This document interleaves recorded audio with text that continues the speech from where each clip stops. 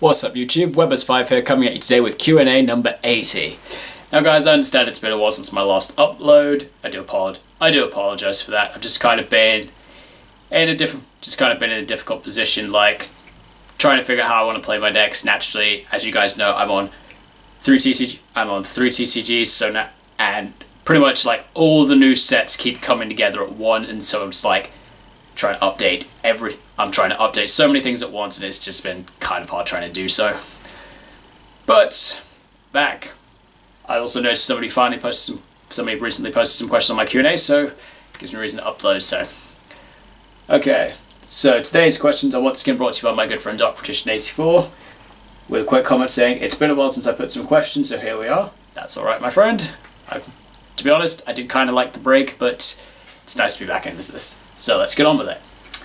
1. With the Link 2 Beyond the Pendulum and Link 3 Exceed the Pendulum in the game, do you think we'll get a Link 4 The Pendulum Monster? So I had a bit of a think about this last night, and I definitely think it could be a possibility at some point. As for what the name would be, I have no idea. Because naturally, when they came up with Beyond the Pendulum, everyone understood the reference, because the term Beyond the Pendulum was used so much in the Arc 5 anime when Yu-Gi-Oh started creating, after pendulum summoning became more apparent to everyone, and people were like, and I think it was Reiji was like, I've seen the possibilities beyond the pendulum, and now I'll show them to you now. So yeah, pretty much everyone gets that. So pretty much everyone gets that reference. And so subsequently, when Konami decided to make a Link 3 version of it, they made it Exceed the Pendulum, which kind of makes sense in its name, because beyond something, and then you just exceed something, go above that. But the question is, what name do you use after that? You go beyond something, you exceed it. What do you kind of do next? So yeah, I definitely think it could be a thing to happen at some point. I just don't really know how they're going to do. I just don't really know what they're going to call it. And also, my thought process is for if and when they do it, I think they might do it as a link pendulum. So I'm thinking one arrow pointing upwards and then probably the 3 pointing downwards. And the reason I'm thinking of this is we now have ritual pendulums in the game with the existence of Ice Pendulum Graph Dragon, so they're kind of moving in the direction of adding more interest, adding like extra. We've also been seeing a lot more extra pendulums recently outside of like the main pendulum archetypes from the anime, because like naturally Mad Spectre, they've gotten that other wave of support. They now have their own Xyz pendulum. Valance, that was its own archetype of its own. They got a fusion pendulum, so yeah, could definitely see more pendulum hybrids coming out. And so yeah, I think it could be interesting, because I think some pendulum players are thinking that if they do eventually get to the point of a link pendulum, they'd want something, because naturally most extra deck pendulums have the effect to put themselves in the pen zone when they get destroyed. By having a link, if they give it like an arrow that points upward, then that's just an easy zone for pendulum to be able to play, because they probably clause it so that its link arrow, so that its linked zone still applies while it's in the pendulum. So I think it's a possibility, but simultaneously I did a bit of calculating through from sets, and from what I can see, Konami really kind of dedicates one spot each series to pendulum. And so subsequently, because naturally last series we got Dimension Force, which is when we got Pendulum Graph Dragon, and the one we got this time that was dedicated to pendulum was Age of Overlord. And naturally, each of those was the set that we got the Pendulum Monster, the Pendulum Link Monster. So my thoughts are, if we are going to get the Link 4, we're probably not going to get it until they move into the next series. And so naturally, they do about 12 sets each series. Currently we're in Infinite Forbidden with Rage of the Abyss just around the corner, which will be Rage of the Abyss will be the 5th set of series, the 6th set of series 12, so we're about halfway through, so still got. I'd say if it does happen, we're still looking at a good couple years down the line before they do it. But yeah, I definitely think it could happen. 2. How pleased are you that I'm bringing back my Odd Eyes Dimension Dragon deck, which will be my designated pendulum deck? Yeah, that should be interesting. I mean, by default, I'm pretty sure it's still going to be under your format-based rules, so I'd need to figure out my own version of a deck that fits the compliance of your format rules first before I face against it. But yeah, definitely we should be interested to see what you come. But yeah, I'd definitely be interested to see what you come up with. 3. Do you think Clifford and Ignite will get more support? So I'll split the question into 2. So first I'll do Clifford. So thinking Clifford through, I'd say if they were to get more support, they're only going to get support in the form of spells, traps, and extra deck monsters. The reasoning I think of this is because of how Clifford was created as an archetype, which naturally it's one of the archetypes that's based on a dual terminal lore. So for those who don't know the dual terminal lore regarding the Cliffords and such, I'll basically give you the quick summary now. So each of the Cliffords lived within the Naturia Sacred Tree, and the Infernoids were created from, I think it was like the gems inside of the Cliffords. So basically, each one was created off one of those gems, and each main deck. So yeah, God, I'm rambling. Sorry. So basically, each Clifford was created. So each Infernoid was created from one of the original Cliffords, because also like their gems match up with their individual color schemes. I've checked. So there were 10 Cliffords, and then 10 Infernoids that came from them, and then naturally the lore also talks about Tierra, which was their combined form. So that was kind of slightly separate to how they worked, which is also... So, because of how the lore works, one Clifford for each... One main deck Clifford for each main deck Infernoid. They've still got the same amount, so... And also, naturally, we just got the Battles of Legend Terminal Revenge, which did a bit more support for stuff from the terminal, from the DT lore. We did get Infernoid support, but if you guys keep in mind, we only got a fusion monster, a link monster, and then the rest were spells and traps. Which gets me to which puts people in the perspective of thinking, okay, Konami's still keeping true to the lore, so they're not going to create any new main deck Infernoids.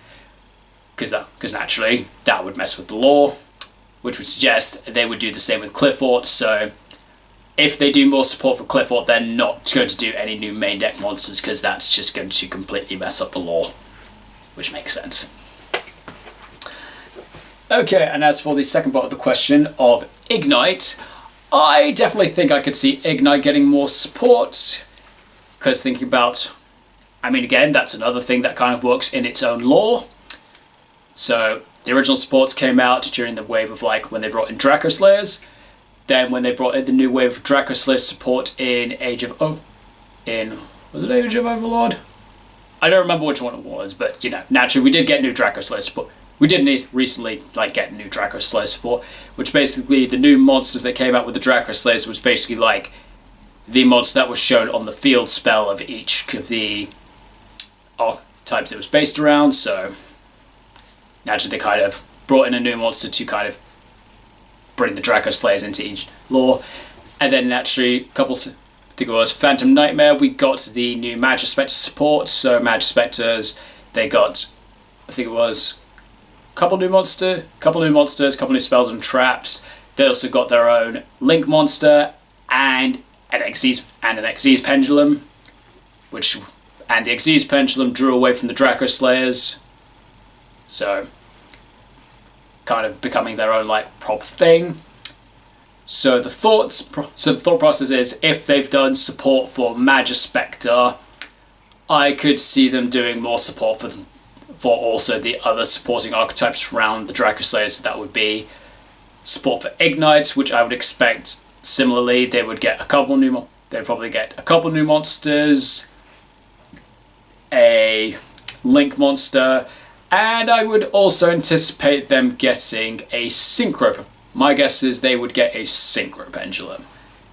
Reasoning for that, because naturally Ignites have Ignis to Prominence, which is their Synchro monster. Magispector had Magister Paladin, which is an Xyz, so basically they kept what they had there, turned it into a pendulum. Basically made a pendulum version of it. So they'll probably do the same thing here, and then they'll probably do the same with Dynamist at some point later down the line. But yeah, I could definitely see them getting more support. 4. How much spicy food can you handle?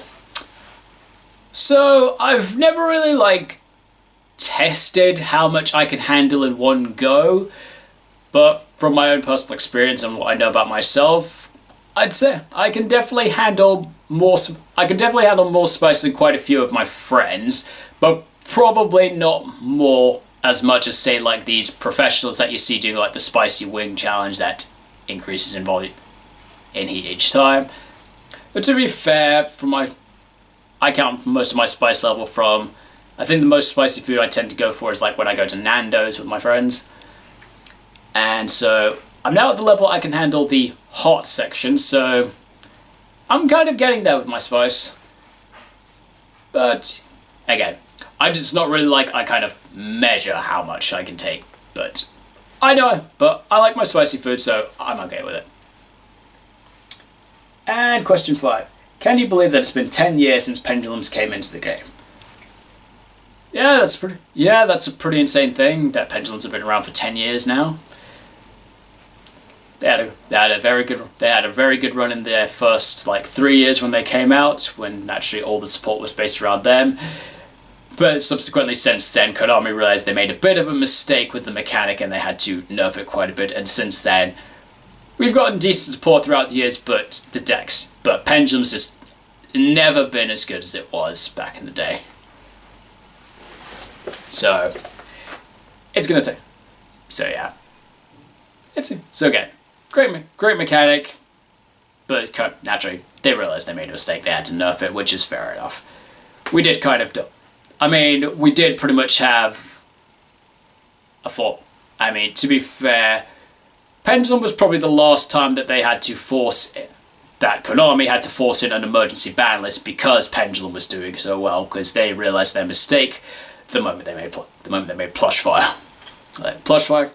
Because I think Plushfire had been around for a bit. Then they brought out Pendulum Sorcerer in the following set, and basically the two of them together kind of just broke the game. And then they were just like, "Yep, we got to do something about this right now." And so subsequently they banned Plushfire. But now Plushfire's come back, despite it now having from what I saw and what my friend Jude told me. Plushfire has now been errated to a hard once per turn, but I think that makes it more balanced out, so thinking about it now, I think that means most of the stuff that made Pepe a good deck is now legal again. However, I know it's not going to be nearly as good because naturally Plushfire is now hard once per turn, which kind of nerfs it down quite a bit. But it could still do stuff. Hard to say though. But naturally I understand that they're doing. But naturally I can understand why they'd be doing this, because they've just revealed a new set of Perform Mage support coming out in the OCG, in an upcoming set in the OCG. So naturally this seems like a play of trying to promote people playing that. But naturally, Plushfire on its original text would still probably be too broken for the game, even under Pendulum's huge nerf between the rule change. But still, I'm interested to see what people come up with when Magispector support finally, Perform Mage support finally drops again. So yeah, that'll be interesting to see. And on that note, guys, that is all the questions I have today. So thank you very much, Dark Magician, for your questions. Very amusing as always. And if anyone else has any questions for me, I do. I typically do these Q&As every Wednesday, UK time, morning or afternoon, depending on my schedule. Naturally, I say usually, considering that between this Q&A and the last one, I didn't receive any questions. So, again, typically I try to do them on a Wednesday, but that's assuming if I have questions to be answered. Still. But before I quickly sign off on this one, guys, keep an eye out on my channel for the next few days, because this evening I'm doing I'm bringing back the Masters 8 Invitational Tournament that I do for my locals, so I'll be recording matches from that tonight. Thank you. So, recording that tonight, I'll probably have that up probably over the weekend. Thank you so much for watching, guys, and I will see you next time.